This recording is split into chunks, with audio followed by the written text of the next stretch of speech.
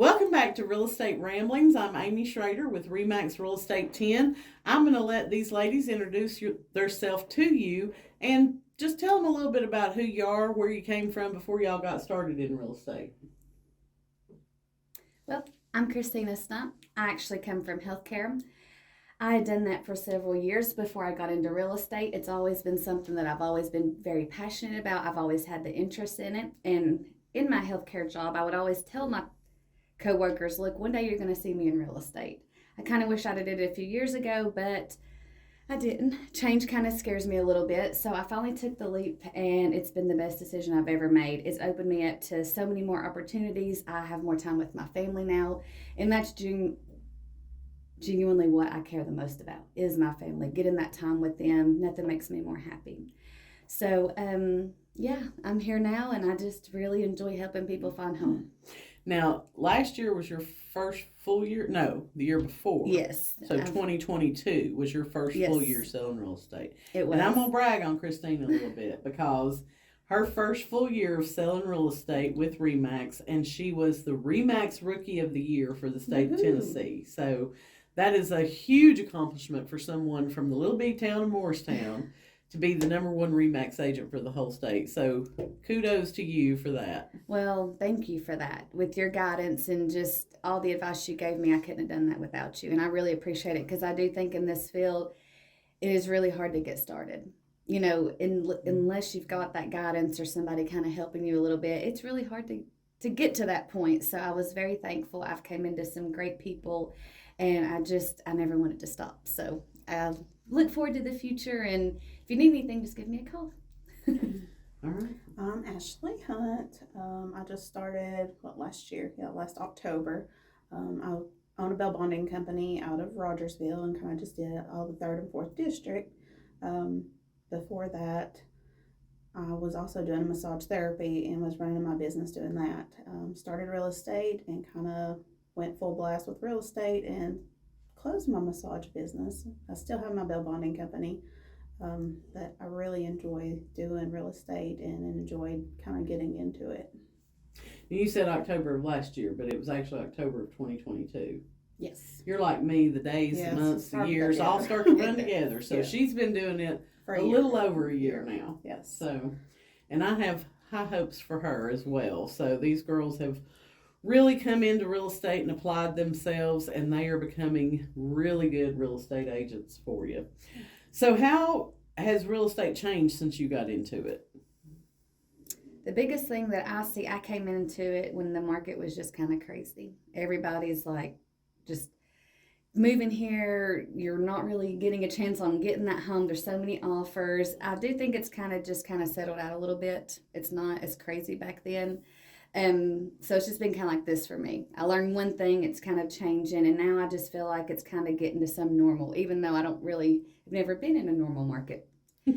I do kind of feel that's And where really, we're I headed. know you feel like this is a more normal market. And I feel like I'm sounding like that 100-year-old real estate agent now. But 12 years ago when I started, okay, because now we still talk about days on the market to sell a house is what? 30 to 60 days. Somewhere You know in that what I'm range. saying? Mm-hmm. When I started, it was not uncommon for it to take 6 months, 9 months to sell a house. And home prices were so much different back then. Like the average home sales price in Hamlin County, $135,000. You know what I'm saying? And you're buying a decent house. $250,000 was like a luxury home. Mm-hmm. So to me, I know you all see this as a more normal market because it's taking a little longer for a home here or there to sell, but it's still very much a seller's market in the fact that you're not looking at 6 to 9 months on the market unless it's a higher priced home, and then it's going to take some more time to sell. That's true. But yeah, I love it when people say, "Well, I think this is a more normal market." Yeah, it's kind of. Or maybe I should not. say we're settling down. Like It's not before, the crazy. Yes, maybe that's yes. more because It's not like it was in 2021 where every house was going to get multiple offers and Right. people were just making crazy offers above list price. It's settled down some, but yeah, it's I think we're still kind of seeing that, like in the bigger cities like Knoxville and stuff like that. You're still kind of competing big time for houses. I know I've been competing on a few there in Knoxville. Yeah. It seems to be you get 3 or 4 offers going, and you're always getting outbidded or something. So it kind of comes down to contingencies more than it is offers. Yeah, and that's the thing is, in 2021, people did waive a lot of contingencies. You know what I'm saying? And the home inspection, like you guys work with buyers every day, I would never recommend a buyer not get a home inspection. Like unless they have a background in construction or contracting or whatever, that home inspection is going to make or break you on a house, really. It's so critical, and that's what I tell my buyers. This will save you. It is worth the money. Do it. And even if it falls through because of that, I would rather spend X amount, 500, whatever it is, and go find something that does suit your needs better. Yeah, because the last thing you want is to buy something that's going to end up costing you tens of thousands of dollars. I know something that you've been doing, Amy, is having sometimes inspections done prior to listing the home. That seems to help a lot, kind of getting your foot in the door before you kind of get the ball dropped at the back end of the deal versus the front. Well, and some sellers are resistant to that. That's something I try to do on like my higher end homes. But I will offer, and I pay for it, a pre-listing home inspection. And, my thought process on it is if you can show the buyer, we've had a home inspection done. These were the issues that came up. And I tell the seller, we get it done ahead of time. You can fix some of these if you want to. And then we just go back and we notate on that home inspection, repaired by whoever you hired to do it on this date. You've got that paperwork behind the home inspection. It just helps to sell a buyer, absolutely, I think, on not getting a home inspection done necessarily because, okay, well, the seller's already paid for this one. I can see exactly what's wrong with the house. They fixed X, Y, and Z. It helps them to know absolutely what it is they're buying. That is a great way to do that. Yeah. That could really help so much. I never even really thought on the selling side, that's great. Yeah. So feel free to steal that idea. Yes. But, you can really get, like, I told the inspector, I don't need a full, in-depth inspection. But the top 10 things that you're typically checking when you do a home inspection, people want to know about the roof. People want to know about the water heater. They want to know about the electric, the plumbing. Check the major things. Yes. Foundation's always one that I see come up the most. It is. Always. Yeah. And so, obviously you're not going to print out a 50-page home inspection, but, I print out the marginal summary, the defective summary, if there was one, and we just stick it in a notebook that we leave at the seller's house with the disclosures, plats, receipts for work they've done, anything like that. That way a buyer comes in and, oh, okay, well, this is they're pretty more cool. Confident in walking into purchasing a home with that, I think. That's what I was just about to say. When you can open that book and read off that stuff and what's been fixed, you're more than likely going to be like, okay, wow, this is for me. Or the little things is just mostly cosmetic or small. They can take that on themselves. Right. So. Exactly. How do you think real estate's changed since you got into it?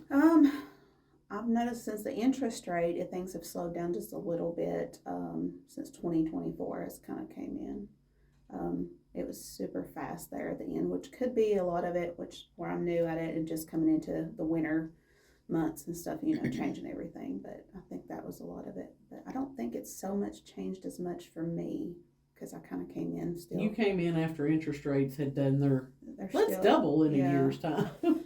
So yeah, I've not seen as much change probably as everybody else has. Okay. Michelle, how has real estate changed since you got into it?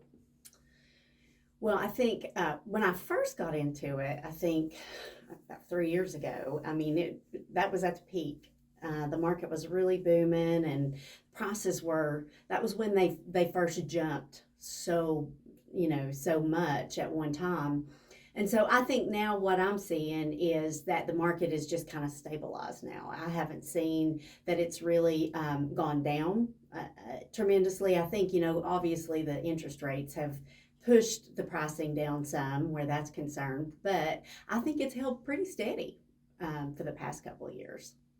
What was the biggest challenge that you think you faced when you got into real estate, and how have you overcame it?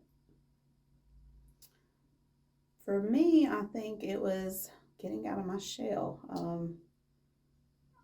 I can talk all day long, but kind of like being in front of these cameras is really hard for me. So coming out of my shell and speaking to people and not being scared to point out things. For instance, inspection stuff, like, we may not be inspectors, but we may notice, hey, you've got a pretty big crack coming down your foundation.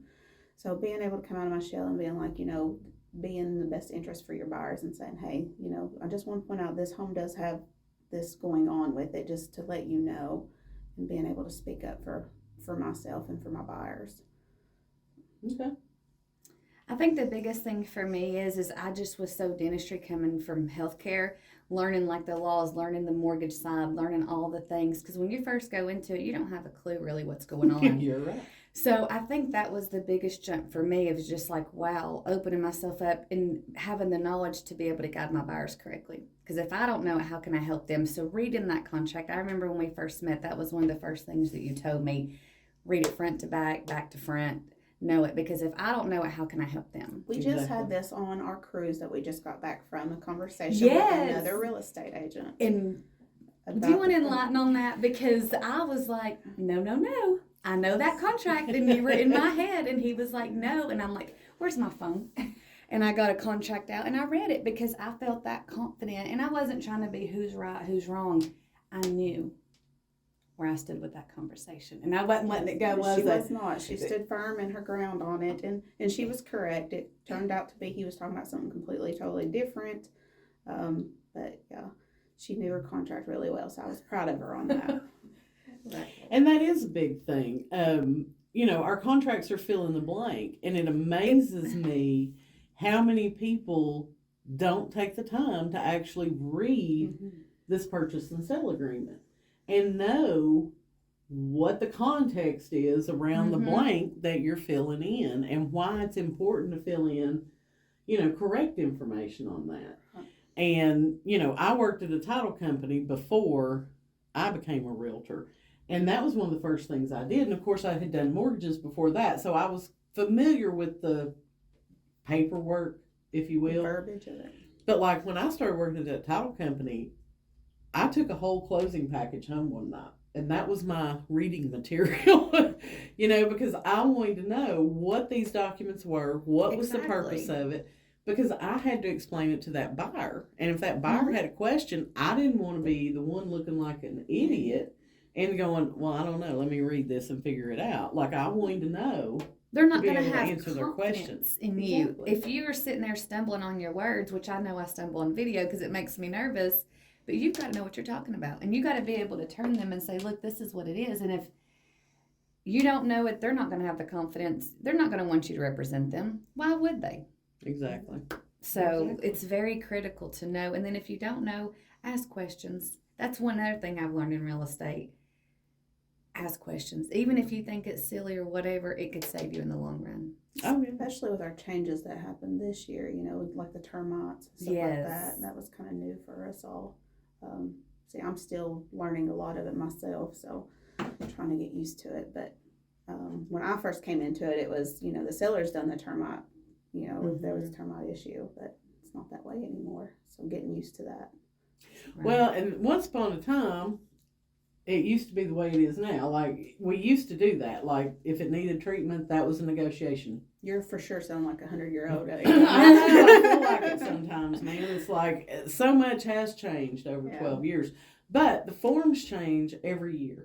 Every year something's going to change on that. And so our forms had a major overhaul probably 5 or 6 years ago. And this has always been a pet peeve because you've got agents who don't go to these trainings. They don't read the forms. They don't read or go to the classes to find out about the changes to the form. And so, used to, we would always say, seller to pay $5,000 towards buyer's closing cost and prepaid expenses. Okay, so on our contract now, nowhere in that contract does it talk about closing cost or prepaid expenses. It has seller expenses, Mhm. it has buyer expenses, and then it talks about the title expenses. Mm-hmm. And once upon a time, you would write seller to pay seller and buyer to pay buyer on the closing cost line. We don't have closing costs now. So there's a line, y'all know what I'm talking about, that we have to fill in under the title expenses. And it's asking who's going to pay for the cost of the title search, who's paying for the mortgagee's policy, who's paying for the owner's policy. So there's only two correct responses to that, right? Buyer Or seller. or seller. How many times do you get offers on your listings? And it will say buyer to pay buyer, seller to pay seller. Mm-hmm. All the time. That's what I was about to say, all the time. All the time. And you try to correct it, and then they want to call you all up in an uproar, and you're like, read the line. Read the line. It just amazes me, and I'm not down on anybody by no means. It's just if you're going to do this, it amazes me they don't take the effort to do that. Mm-hmm. To know it or take the classes, because that really helps me a lot. I try to all year long, whether whatever, yes, whatever class it is, I mean, you're going to take away from something. And in doing this, again, I'm only going into my 3rd year. I'm going to take as much as I can because it's going to make me a better agent. Amy, I think you should get into doing some classes for us a little bit more. You're at that 100-year-old agent. It's time to start teaching all us new people. Yeah. I just don't really have the time. You really don't. You really don't. I'll give you that. But you've got so much knowledge that it is so helpful. So yeah, I would like to take that knowledge and just out of her head and go, phew. Well, and that's really why I try to help new agents, because even though I feel sometimes and I sound sometimes like I've been in it forever and a day, I can still remember when I got into real estate, you know, and I remember jumping into it. And, you know, I was like you, I was a single mom. Like, I had to make it in real estate or we weren't eating at my house. And you can tell I like to eat. So, you know, you get into it and it's like, okay, I went to school, I learned all this, but I'm not really going to use any of the stuff I learned in school. No. They teach you nothing on the contract. Right. They teach you nothing about, like, the architectural styles of home. Things you need to look at when you're looking at a house with a buyer. You know, the important things that you're going to use day in and day out. And I remember, like, if you don't have somebody there to help you, it's very hard. It's very hard. I mean, it was harder back then because, like, we didn't have near the number of sales back then that we have now. And it was like, how do I get business? How do I get people to call me? How do I get listings? You know, and I was very fortunate that I had a broker who said, you know, hey, I don't really have time to work all these buyer leads. You're welcome to take, you know, some of these leads, da-da-da-da-da. And she would let me go out on listing appointments with her, you know, listen to her present the paperwork and do all this. But a lot of it was, you've got to take the initiative of, this is my career. I'm going to be serious about it. And you just got to find where you can learn. Show up. That is one of the biggest things. Yes. I really think, because the more you're around it, it feeds you. You're going to take a little bit from everybody, what they're saying. That's my first year. I can honestly say that helps me more than anything. It helps me a lot too. Because you hear the verbiage and, you know, sometimes like I can chime in and hear where they're talking about a deal, you know, next door or something in another office and kind of be like, oh, well, how did they fix that? Or, you know, that's helped me being a new agent a lot. Yeah, and I know a lot of people get into real estate thinking, oh, well, I'm my own boss. I can work from home. And they know it all. And, you know, why would I go to the office? I don't need an office. But the knowledge that you gain by coming into the office every day. And I know we've had agents here that, you know, they come into our office and they see who are the agents that are here every day. And 9 times out of 10, it's the agents that are doing the most business. Yes. And we're here every day. And you do gain a lot of knowledge because, and I miss Terry Long so bad. You know, her office was across the hall from mine. You want to talk about somebody who'd been doing it a long time. Terry'd been doing it for years and years. And I would have something come up that I had never dealt with. But I would go to Terry and be like, Terry, have you ever heard of this? You know, how would you handle this? And that's the great thing about working in an office where people come in, you have that support and you can hear the other agents talking. Because invariably, me and Terry would be talking. Christine would come, she'd say, I'm not eavesdropping, but I heard y'all talking about. And she'd want to listen in and say, okay, I might need this in the future. Well, it would just catch, I would just catch a little word. And I'm like, oh, what is that? Let and me pop in here. Well, my office is right beside hers, so it helped. And Terry is a book of knowledge. She is a very smart woman. I loved talking to her. You can talk to her for 3 minutes, and I promise you're going to take away a ton. So yeah, and I mean, Terry really did value education. She did. She came into real estate at a time where, like, the continuing education that we have to get every 2 years, she wasn't required necessarily to take that because she had gotten her broker's license. And they grandfathered people in to where, oh, yeah, you don't have to get CE. But Terry still went out and took her CE classes because, education was just that important to her. And it's going to make you that much more successful. Mm-hmm. Oh, yeah.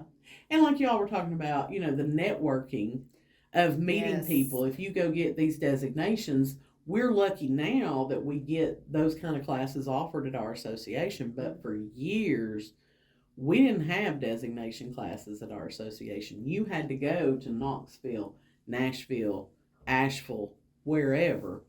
And so you would meet other agents and, you kind of build a network of people that, oh, well, I don't work that area, but I can refer you to, whoever.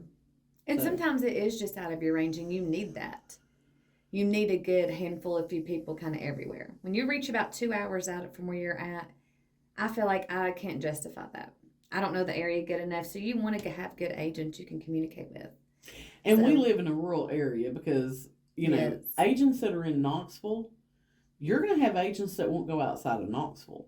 You know what I'm saying? And even though Jefferson County is right next door, they'll say, I just don't know that area. Mm-hmm. And that's kind of how I am with Knox County. That's a whole different ball of wax. And there's been occasions that I have listed properties down there because, it was a repeat client. They begged me to. Sure, But it's a different market, just like the Tri-Cities. Yes. It's a different market.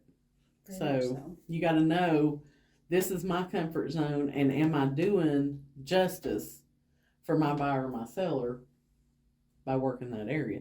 It's like commercial properties. I've had 2 or 3 people want to list commercial stuff with me, and I tried it, and I learned real quick I don't know nothing about commercial. It's a whole different ballgame, isn't it? It is, and so when somebody calls me now, I'm just like, that's outside my lane. I'm not going to be the best person to help you get that sold, but I can put you in touch with Terry Ball. He's our commercial realtor, And that takes a lot to say that, because when I first started, I had to know, like, okay, what can I do and not do? Like, you know what I mean? In being able to do that, I don't see nothing wrong with that. Like, doesn't make you bad because you don't know it all. Actually, you're doing them good and justifying it. So that's, I had somebody was wanting to do some commercial stuff, and I was like, nope. It's just, I was too new, not going to do it. Let me get residential under control, and then we'll maybe talk one day. But do you ever have it fully under control? Because the market's changing so much. It really has. Well, I mean, at some point, you're going to be, 5-10 years into it, and you're going to be more comfortable in it. Yes. But, I mean, to me, the fact that real estate changes all the time is one of the things that makes it more fulfilling and exciting. It does. If we came in and everything was just monotonous and the same, it wouldn't go anywhere. No. Yeah, no. It wouldn't attract me. But that's one of the things that I love is, getting those new challenges, trying to figure out, okay, this is what I need to be doing in my business. This is how I can help. So. That's another thing I love this office. Everybody's willing to help you. Nobody just kind of like throws you to the side. Like, if you have questions, I do love that about RE/MAX. Mm-hmm. We're all here for each other. Doesn't matter if one person can't do it. Typically, anybody within this office you can call and they'll have your back. Absolutely. And that is such a wonderful thing, I think, at least. It helped me come here too because of like they do the new agent training, because I came straight out of school and it was like I knew nothing about the contract. So we sat down and for weeks and went over the contract and had some classes prior to me actually becoming an agent. So it kind of helped me be like, is this where I fit in and stuff? So that helped a lot. Definitely. All right, so y'all talked about you just come back from this cruise, CE at sea. So, what was your favorite course that you took while you were out on the ship, and why was that your favorite? I would say the mortgage part of it, because still to me that just becomes gray sometimes. I don't want to mess up. I'm not no lender. So I think really just rehearing all of that constantly kind of helps a lot, which again, I'm always going to recommend my buyers call them. I'm not a lender, but they broke it down pretty good. And that was a good thing. And then also like the different types of interest in real estate, whether it's like tenants by entirety, tenants in common, just the different types. Not we know that, but just breaking it down even more is always a good thing. Okay. So I'm kind of with you on that. That was probably my favorite. Is kind of learning the lender side of it. And the reason being the lender side of it is because we have to kind of reflect back to that a little bit. Even, we don't have the knowledge of a lender, but sometimes we got to be like, okay, this is above us. We need to refer back to someone else. And that has kind of helped me know, what kind of, if it's a mobile home, what kind of lending you can do and so forth. So that helps. And to me, that's the importance of getting that mortgage education, is not to try and guide that buyer on what type of mortgage they need, but so that when you go out and look at properties, there's certain things that are going to be a red flag for a government loan. You know what I'm saying? And so when you know up front, this is going to have a problem with FHA because it's, 5 feet off the ground and there's no handrail or guardrail or whatever. Mm-hmm. If you've got peeling paint all the way around the outside of the house, you just help the buyer to know, hey, we're probably going to run into an issue with this. yes. Seller said they're selling the home as is, so unless you're willing to do this repair up front, out of pocket, this might not be the house for you. You know what I'm saying? So that to me is the importance of the mortgage, so that you're not getting a buyer's hopes up and you're not writing offers on something that the FHA or VA appraiser goes out and was like, what were they thinking? Yeah. And you're getting that a lot now with the appraisers because our market is starting to level out a little bit more. The appraisers are starting to chime us in a little bit more, as it's not as high as it was once. Well, this is what I have found. The appraisers that are local to here, we don't really have problems with. The problem comes when buyers are using mortgage companies that are not local, and therefore their appraisal companies that they're using are an hour, 2 hours, sometimes even 3 hours away from us. They don't have access to our data on our MLS. Right. You know what I'm saying? And those appraisers are typically the ones that are hurting our deals. Mm-hmm. And so anytime I get a pre-approval from a lender like that's from out of state, I'm like, why? Why are we doing this? Because I know we're going to have problems. And they always reach out to us for comps. Matter of fact, while I was on a cruise, you reached out to me about, did we have any comps on a property we were selling, which was some tiny homes, which is very hard to pull some comps on. I mean, for the appraiser, I'm sure that was a difficult one. But I know that they rely on us a lot too to pull some comps. And sometimes we have to refer back to our comps if it comes in like super low or something and try to get them to reevaluate. Well, and that's why it's important. Like if you do a comp search, which you should be doing when you list a property anyway, you need to save that in the folder, like a digital version of your CMA, so that you can say, hey, these are the comps that I used. And when you have a multiple offer situation, I always try to make a notebook for the appraiser and say, these are the offers that we got, which, I've had a property we had 35 offers on before. So I just took the top 5. I didn't take all 35 of them. Is that the most you've ever had? Yeah. 35. That's amazing. Do you felt like you had it priced too low? Is that why you got so many? You just felt like the market was just that busy? Good question. The house needed some love. Okay, it was a little bit dated, but it had a great mountain view, and it was on 5 acres. Okay. It had some challenges with it because, like I said, it needed some tender love and care. Tender love and care in areas. The seller did not have the money to do any repairs. She needed every penny she could get to move out of state. She had recently been widowed, and it was what it was. So, did I price it a little low? I think we priced it strategically to encourage a multiple offer situation and to try and help her get the best deal that she absolutely could. Fastest. Yes. So, that's a strategy that I employ sometimes. If a seller doesn't have the money to do repairs, they need to get it sold fast and be able to move on, then I'll price it a little bit under market value, because your buyers know what the market is, and the buyers are going to move that sales price up. Whereas I feel like if we'd have priced it at market, then you're not going to get the same amount of offers, and you're not going to get people who are as willing to waive some of their contingencies. Does that make sense? That makes sense. So, yeah. I mean, it was a good price at what, a good deal at what we priced it, but we ended up selling it, I want to say $42,000 over list price. And see, I had one like that, and I was always a little nervous that, is it going to appraise for this, because of course the sellers are wanting to take the highest and best that they can, and sometimes you're kind of like, well, are we priced, coming up to being too high? So sometimes you lean more towards the contingencies and stuff more than just price only. Well, and that was, we wanted a cash buyer, and so, me, I'm very organized, and so I had a spreadsheet that I had made. So as these offers come in, I'm adding them to my spreadsheet for my seller.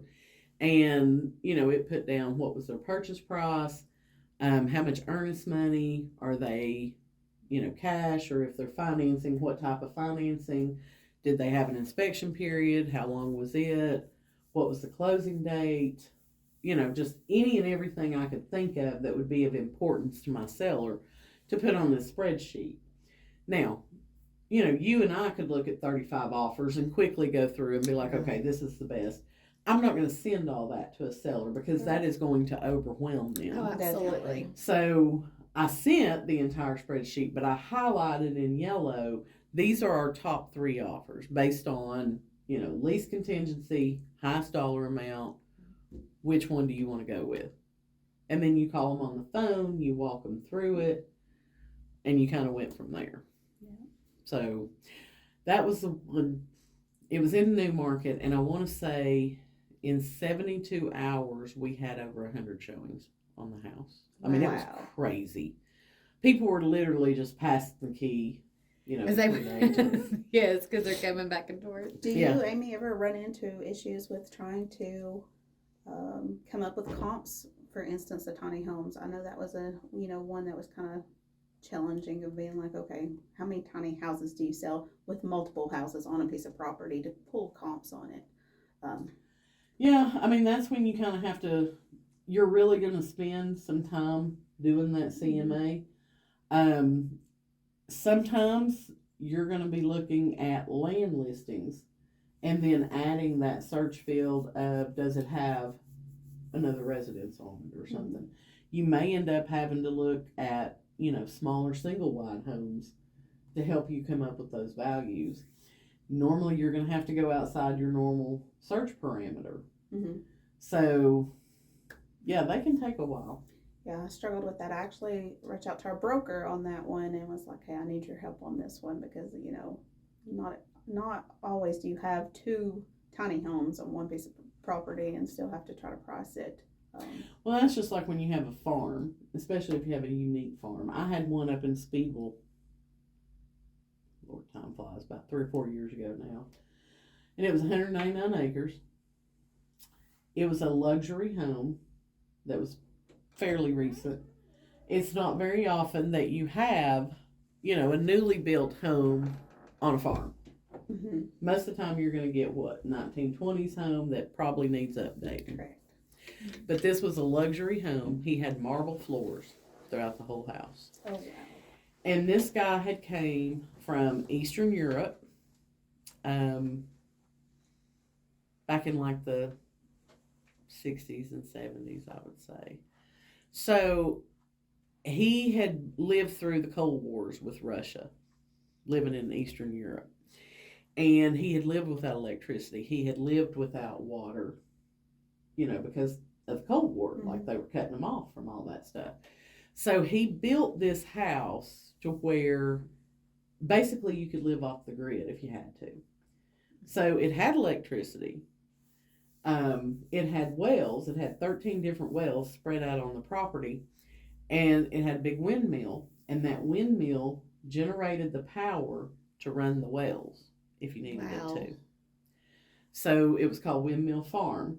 So that if, World War III were to break out and you didn't have electricity, you still had water. He also installed, and this was a very unique thing, a hand pump at the kitchen sink. It was huge. That went straight down to the well so that you could just pump that and get water, again, if you didn't have electricity. He had thought of everything. He really did. He put a wood-burning fireplace in every room. So if you didn't have heat, you could use... Wow, that is just truly amazing. That would have been hard to price, though. Yes. Well, and then... it gets better. It gets better. Because we had the room that was like reminiscent of a Criminal Minds episode that was in the basement of this home. Oh, my. And it's where you would hang the beef up and drain the blood and, butcher it. And so it had like this little ventilation system, and it had hoses, and you had a big drain in the floor. And, you're taking people through this luxury home, and you get to this room, and they're like, Like a butcher's block down here. Yeah. what is this? And I'm like, do you ever watch Criminal Minds? And I would try to generate a laugh out of them, but I'm like, it's a beef farm. So this is where you would take care of your meat. You know what I'm saying? But I mean, it was a very unique home. Very unique home. Gorgeous mountain view at the back of the property. Very usable land. Had some ponds. It was in Speedwell. I don't know if you've been to Speedwell lately, but there's not a whole lot going on up there. No. So it was a very difficult, home to comp. And you're looking at, okay, this is what land's selling for. This is what this house would sell for. They had a 7-stall horse barn that was brand new, had never been used, Wow. with a 2-bedroom apartment for your stable hand to live in. Mm. It was like you just kind of put a price tag on it and said, we'll see what happens. Stands. Yeah. That's You one know. I'd like to have walked through I'd like to myself. see Just that to have been myself. like, Well, remind me, and I can send you all the pictures and stuff of it. But, it didn't sell overnight. We got a lot of interest in it, and it was a very unique place. And you're not, 15 minutes from a grocery store. You were about a 30-minute drive. And so anyway, it was on the market for a prolonged period, but we did end up getting a buyer, got it under contract, and she had all kinds of farm equipment. And the man who built it actually died in a car wreck. He lived in Florida, okay? And so his wife hated this place. This was not what she envisioned retiring to. So he would come up and stay for a little while, and then he'd drive back to Florida to their house down there. And he had left the farm up here and was driving back to Florida and was in a car wreck and killed him. Oh. So when we got it under contract, there was all kinds of farm equipment. She had somebody who was supposed to be her ranch hand that was, helping keep things in order up here. And I mean, you can imagine how much equipment was there as far as like you've got 200 acres and tractors and all kinds of stuff. And this farmhand that she just loved dearly, that she trusted with everything she had, told her, well, he'd just take care of that for her, and he'd give her $10,000 for all of it. Oh, wow. oh no. And I said, don't agree to that. And so Greg Hurst was still alive then, and so I took Greg up there because Greg did farm auctions and stuff. And we called her on the way back, and he told her, he said, I'll give you $25,000 cash now. He said, but I'm telling you, you're probably going to make over 150 if you'll take it to auction. And she was just devastated because this guy that she thought was, Had her best you know, interest. had her best interest, Didn't. was trying to, you know, take advantage of her in the situation. So we ended up having the auction, sold out a bunch of stuff from the house and all that farm equipment and stuff. And Well, I hope There you she's go. doing well now. oh, she is. She didn't need the money from the sale of this house. They were quite well off anyway. But one of the sweetest people I've probably ever met. And so I had one of the photos of the farm with the mountains in the backdrop sent to her on a canvas, just so So she would have has it that forever. because that was her husband's dream. Yes. You know. It just wasn't hers. Right, and now she'll have all that. That's awesome. Yeah. So I'm not sure what got us on that little topic of conversation, but pricing Pricing homes. homes. Yes, That was that's it. what it was. We were talking about pricing homes. So yeah, sometimes you just have to. Go with Sometimes flow. I run in that as well, and I've actually had to call my broker as well. I'm like, look, I need help. Sometimes you can't find it, or like, say last year you're comping off comps that are up here, and that's not going to work because they were way too high anyways. So it's like, what do you do? Well, yeah, because when I started, and we've talked about how I'm now like ancient. Okay. That's came up a couple times in this conversation. Just a couple. I'm ancient now. But, you know, we would do 9 and 12 month searches on comps back when I first got into it and we were, you know, doing a CMA because it was taking so long for homes to sell. And so now, most of the time, I'm not going to go back more than about 6 months, you know, because 3 to 6 months is going to be your most accurate numbers that you're going to come up with. So, now our last question for today is going to be, who do you see as your ideal buyer client? Is it first-time home buyers? Is it relocation buyers? Is it lakefront buyers? Who do you feel like you just kind of gel with the best? Whoever wants to start. I've probably got two different ones. Lakefront has been a big one for me. Kind of people wanting to be on the lakefront, which has probably been my most challenging because it's always somebody wants that private lot and a couple acres. And I mean, and then the price point is, you know, not over $1 million, of course, and they're wanting all this privacy. The unicorn. Yes, and they're always wanting that. So I've got several searching in that area. But I would say people that's wanting to relocate under 250. A lot of people are contacting us from out of state and saying, you know, this is my price range because of course our 250, you know, was once. You know, Our 250 used to be luxury. yeah. Yes. And Absolutely. now it's a shell shock for Yeah. them. They, you know, very Well, much so. and people have always heard that, oh, Tennessee is so affordable. Tennessee is so affordable. As long as you're not in the big city, Tennessee is such an affordable place to live. And we are a very affordable place to live. If you look at the national average, you know, the home sales price is like $440,000 now, I think. And we're not there.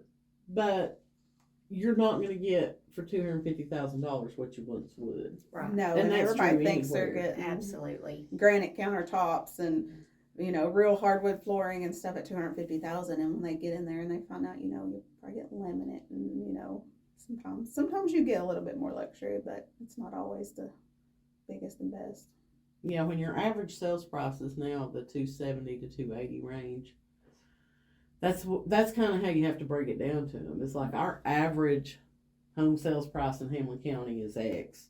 So if you're below X, then you're buying not necessarily a below average home, but you're probably not going to get all those amenities that you're looking for at that price. Yes. What about you? So you ask about the ideal client. So who we would, I guess, love, what we really love doing, our passion on that. So I love lakefront properties. I love, which also puts me in a position that I'm working with a lot of relocation. And so I enjoy that as well because I really get, it's fun for me when they come here and they're in the mountains and they see the lakes and it just, I think we can sometimes take for granted what we grew up around. Absolutely. But when you see it from their eyes, it restores your love for the area that you live in, the beauty. I mean, you can see it all again. So I absolutely love that. But then my other one, because I think I would have two as well, which is a little tougher in this market, would be first-time home buyers. I have just a real heart for young folks that are on the grind and, trying to make life start and happen. And I absolutely love that. So I will be extremely happy when the market is favorable to them again. Absolutely. That's going to be me. The first time home buyers, there's something about that, taking them home is something so special. Getting them started, getting them acclimated in life, it's just like something that brings me the most joy. Yes. And when you give those keys to that family, there's just nothing that feels better than that. And then I would say the relocating, just showing them everybody wants to come here. I kind of agree with you. It kind of shows us around too, because they're like, oh, go show us this. Let's go see the mountains. Let's go see the lakes. And it's just so fun to show them where we come from. Yep. And we just don't really realize how beautiful East Tennessee is. We've lived here all of our lives, but if you get out there, wow. Yeah. Yes. I can see why people want to, Absolutely. When they and start I guess talking. I'm biased, but Yeah. Well, and I know when I was out showing a lot of buyers, they would, they couldn't understand why everybody buying on the lake was from out of state. And I'm like, well, Right. because I was born and raised here, and I know that no matter where I live in Hamlin County, I'm 10 to 15 minutes from a boat ramp. right. Mhm.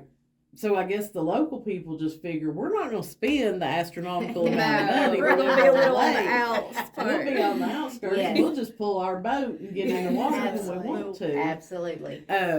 It's just the way of life here. It is. It I mean, we don't is. think anything of, people getting their truck every weekend, Mm-mm. pull their boat down there, get in the water, fish all day, come home. And, I think you hit the nail on the head that we take it for granted. Yes. And when you get out and you're showing people and they're just like, Amazed. oh my God, look They're at that view. And you're like, what? And then you're like, oh, Yeah, that oh, is yeah, really that is really gorgeous. gorgeous. Yes. And you've totally not even seen it. Yes. So, Yes. yeah, it's the little things you have to pick up Yeah. on. And what they see in their eyes. Like when you'll be driving, the excitement from them, it gets you even more excited. And I love that. Yes. I really do. I love that too, but I noticed that a lot of the first time home buyers are getting a big shell shock when they get there, how much their mortgage is going to be. Mhm. And then part of me kind of wonders, are they really going to be able to afford this in the long run? Or are they going to be upside down in this house in a couple of years?